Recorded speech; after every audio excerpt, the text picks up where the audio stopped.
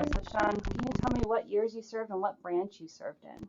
I was Navy from Okay. 1980 to 1992, just right out of high school. Oh, nice. All right. And what did you do in the Navy? I was an aircraft director. All right. I was on LPH. I directed helicopters on the flight decks.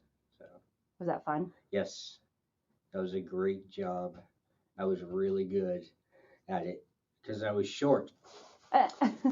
Pilots, when they land the Hueys and um, H-53s have this bar that goes across, and tall LSEs, they have to look over and they're on their sticks. Me, they just lean back and they can see me straight through the bottom glass, and that's why they always like to land on my spot.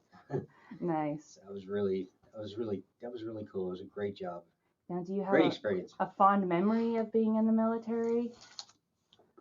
No? Everything. Everything? Yeah, I had a great time. I knew some people that, oh, this and this and this. I had to do that. I had a great time. I went across the equator. I did the polywog and the shellback deal where you go across the equator, you get beaten and thrown, and they just treat you like crap, but it was so much fun. It was just so much fun because I've never experienced that again. Yeah. And people were like, oh, I don't want to ever do that. I'm not going to do that. That's just stupid. I'm not going to be abused. I'm like, dude, you're never going to do this ever again in your entire life. This is it.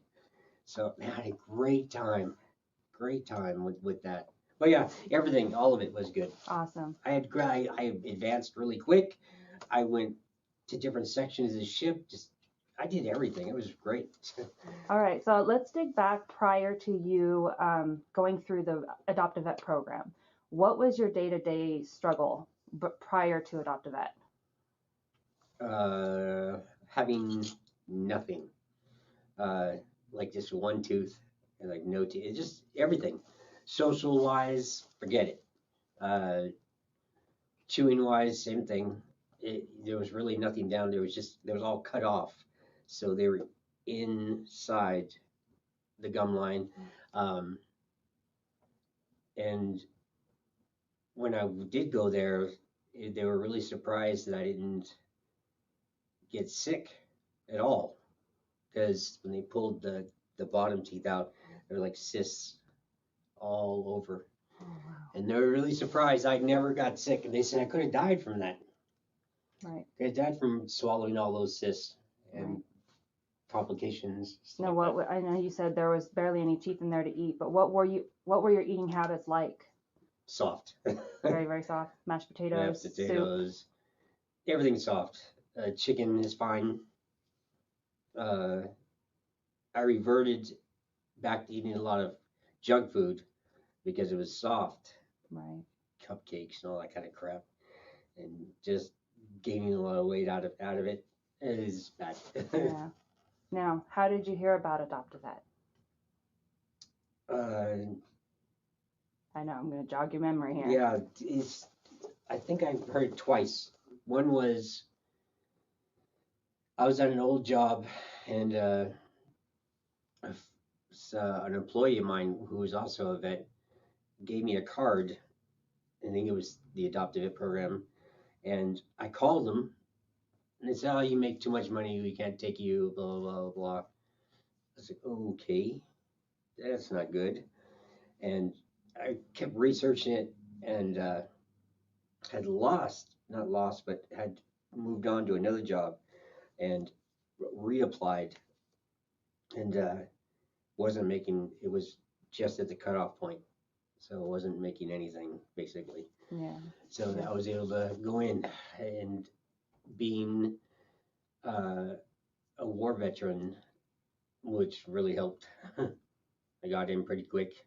Mm-hmm. It did take a long time because of the COVID thing, but it's really funny how everything happened at a point.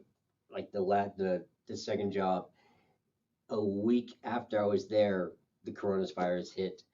And the same thing with the Adopt-A-Vet, a week after, or a couple days after, was the coronavirus hit. So I got lucky getting into both those places. Wow. So yeah, now, really lucky.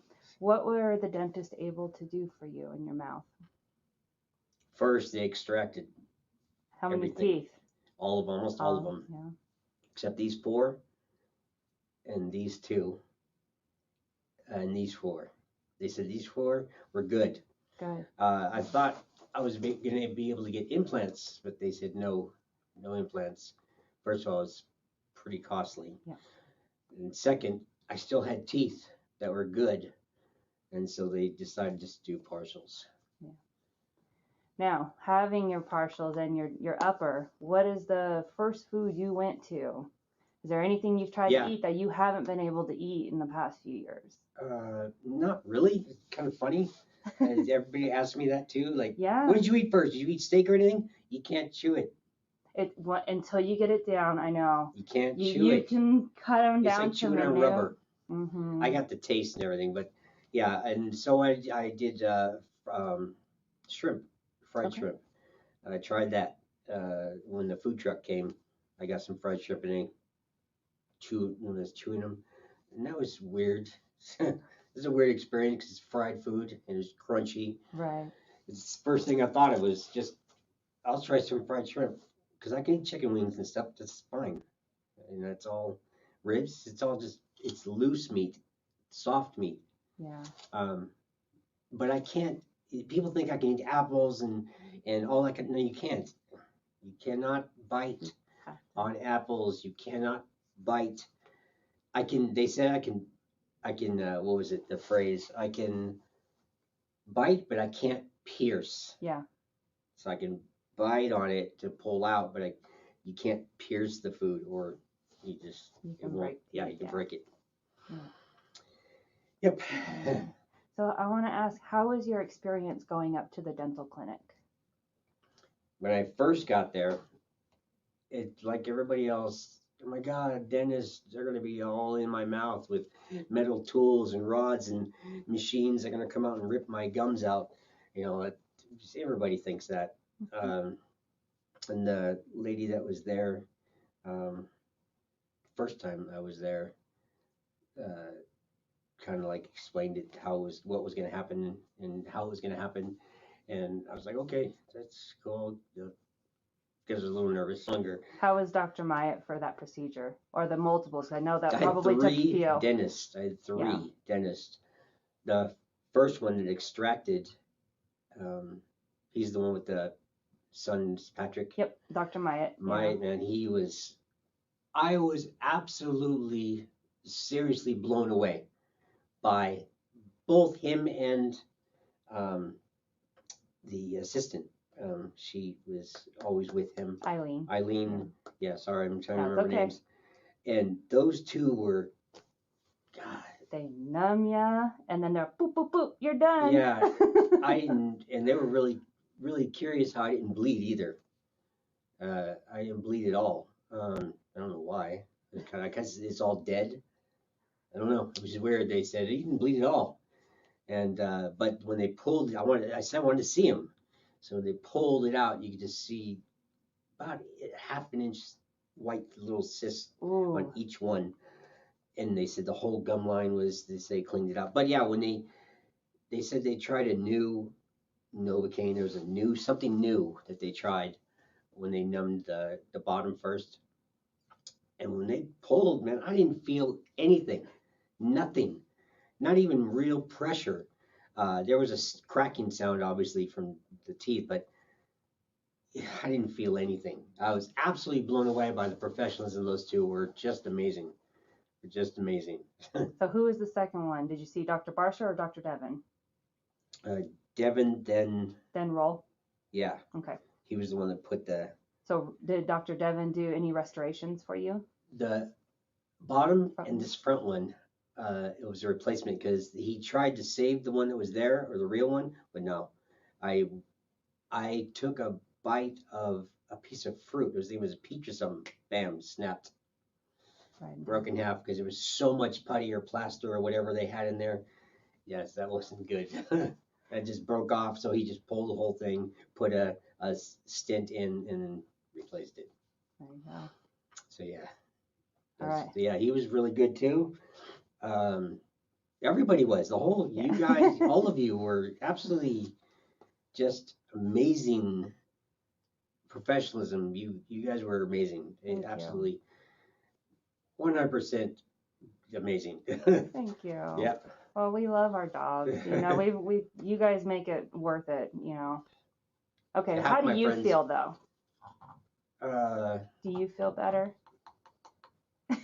yeah, a little bit. Yeah, a lot actually. Yeah. I feel it's.